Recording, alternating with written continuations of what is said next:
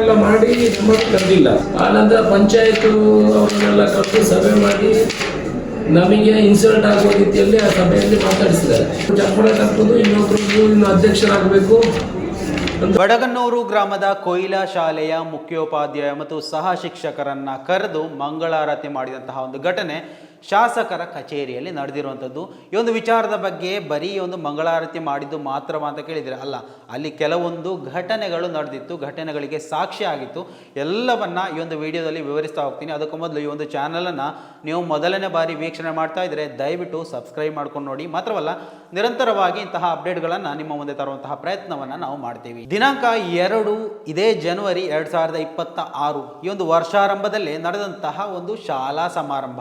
ಬರೀ ಶಾಲಾ ಸಮಾರಂಭವ ಅಂತ ಕೇಳಿದರೆ ಖಂಡಿತವಾಗಿಯೂ ತಪ್ಪು. ಮಂಥನ ಎನ್ನುವಂತಹ ಕಾರ್ಯಕ್ರಮದಿಂದ ಆರಂಭವಾಗಿ ಪ್ರತಿಭಾ ಪುರಸ್ಕಾರ ಸಮಾರಂಭದ ಜೊತೆಗೆ ಆ ಶಾಲೆಯ ಶಾಲಾ ದಿವಸವಾಗಿ ಕೂಡ ಆ ಒಂದು ದಿವಸವನ್ನ ಆಚರಿಸಲಾಗ್ತಾ ಇತ್ತು. ಬೆಳಗ್ಗಿನ ಜಾವ ಆರಂಭಗೊಂಡಂತಹ ಈ ಒಂದು ಕಾರ್ಯಕ್ರಮಗಳು ಕೊನೆ ಆಗುವುದು ರಾತ್ರಿ 10 ಗಂಟೆಗೆ. ಅಂದ್ರೆ ಒಂದು ದಿನ ಪೂರ್ತಿ ಈ ಒಂದು ಆಚರಣೆಯಲ್ಲೇ ತೊಡಗಿಕೊಂಡಿದ್ದಾರೆ. ಹೇಳಿ ಕೇಳಿ ಸರ್ಕಾರಿ ಶಾಲೆ ಬೇರೆ. ಮಾತ್ರವಲ್ಲ, ಈ ಒಂದು ಸರ್ಕಾರಿ ಶಾಲೆಯ ಅಂಡರಲ್ಲಿ ಇಂತಹ ಒಂದು ವಿಚಾರಗಳು, ಬೆಳವಣಿಗೆಗಳು ಅಥವಾ ಸಂಭ್ರಮಾಚರಣೆಗಳು ನಡೆಯುವಾಗ ಒಬ್ವಿಯಸ್ಲಿ ಕರಿಬೇಕಾದಂತಹ ಪ್ರಮುಖ ಅತಿಥಿ ಅಂತ ಹೇಳಿದರೆ ಅದು ಪುತ್ತೂರಿನ ಶಾಸಕರು ಅಶೋಕ್ ಕುಮಾರ್ ರೈ ಅವರು ಅಥವಾ ಇದಕ್ಕೆ ಸಂಬಂಧಪಟ್ಟಂತಹ ಇಲಾಖೆಯ ಅಧಿಕಾರಿಗಳು. ಆದರೆ ಆ ಒಂದು ಸಮಾರಂಭದಲ್ಲಿ ಯಾರ್ಯಾರು ಇದ್ದರು ಎನ್ನುವುದಕ್ಕಿಂತಲೂ ಹೆಚ್ಚಾಗಿ ಬರೀ ಒಂದು ವರ್ಗಕ್ಕೆ ಆ ಒಂದು ಸಮಾರಂಭವನ್ನು ಸೀಮಿತ ಮಾಡಲಾಗಿತ್ತು. ಪ್ರತ್ಯೇಕವಾಗಿ ಬಿಜೆಪಿ ನಾಯಕರುಗಳೇ ತುಂಬಿಕೊಂಡಿದ್ರು ಅಂತ ಹೇಳಿದ್ರು ತಪ್ಪಾಗ್ಲಿಕ್ಕಿಲ್ಲ. ಆದರೆ ಈ ಒಂದು ವಿಚಾರ ನಡೆದಿದ್ದು ಈ ವಿಚಾರಕ್ಕೆ ಖಂಡಿತವಾಗಿಯೂ ಅಲ್ಲ. ಆದರೆ ಈ ಒಂದು ಸಮಾರಂಭದ ನಂತರ ನಡೆದಂತಹ ಸಭೆಯಲ್ಲೂ ಕೂಡ ಇದೇ ಬಿಜೆಪಿ ನಾಯಕರಿಗೆ ಆಹ್ವಾನವನ್ನು ಕೊಡಲಾಗಿತ್ತು. ಮಾತ್ರ ಅಲ್ಲ, ಬಿಜೆಪಿ ನಾಯಕರು ಎನಿಸಿಕೊಂಡಂತಹ ವ್ಯಕ್ತಿಗಳು ಬಂದು ಶಾಸಕರಿಗೆ ಹಿಗ್ಗಾಮುಗ್ಗ ಜಾಡಿಸುವಂತಹ ಭಾಷಣಗಳನ್ನು ಮಾಡಿದರು. ಬರೀ ಭಾಷಣ ಮಾಡಿದರೆ ಅದಲ್ಲೇ ನಿಂತ್ಕೊಳ್ತಾ ಇತ್ತು. ಆದರೆ ಇದೇ ಮುಖ್ಯೋಪಾಧ್ಯಾಯರು ಮತ್ತು ಸಹ ಶಿಕ್ಷಕರು ಸೇರಿ ಚಪ್ಪಾಳೆಯನ್ನು ಹೊಡೆದರು. ಶಾಸಕರಿಗೆ ಅವಮಾನ ಮಾಡಿದಂತಹ ವಿಚಾರ ಇದು ಊರಿನಾದ್ಯಂತ ಗುಸುಗುಸು ಸುದ್ದಿ ಆಗ್ತಾ ಇತ್ತು. ನಮ್ಮಲ್ಲಿಗೂ ತಲುಪಿತ್ತು. 1-2 ದಿವಸ ಆಯ್ತು ಈ ಒಂದು ವಿಚಾರದಲ್ಲಿ ಮಾತನಾಡ್ತಾ ಇರುವಂಥದ್ದು. ಮಾತ್ರವಲ್ಲ, ಈ ಒಂದು ಶಾಲಾ ಅಭಿವೃದ್ಧಿ ಸಮಿತಿ ಎನ್ನುವಂತಹ ಈ ಒಂದು ಸಮಿತಿಗೆ ಸಂಬಂಧಪಟ್ಟಂತಹ ಕೆಲವೊಂದು ವ್ಯಕ್ತಿಗಳು ಆ ಒಂದು ಚರ್ಚೆ ನಡೆಯುವಂತಹ ಸಂದರ್ಭದಲ್ಲಿ ಆ ಒಂದು ಗ್ರೂಪಲ್ಲಿ ಪ್ರಶ್ನೆಯನ್ನು ಕೇಳಿದ್ದಾರೆ.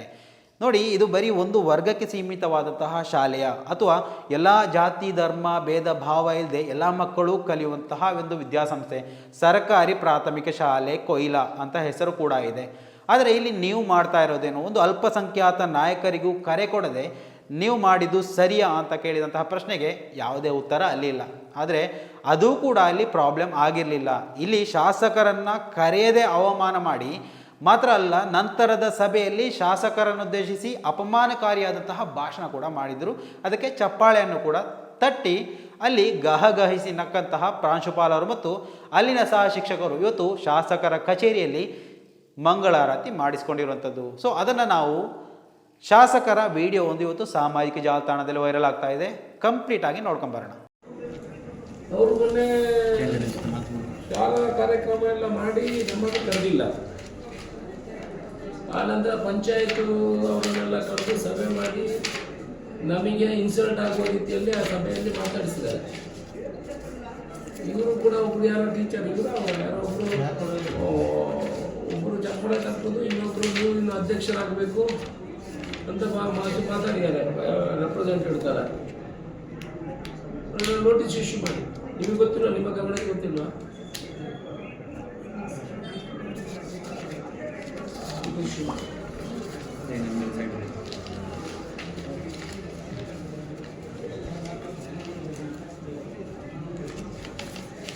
ಎನ್ಕ್ವೈರಿ ಮಾಡಲಿ.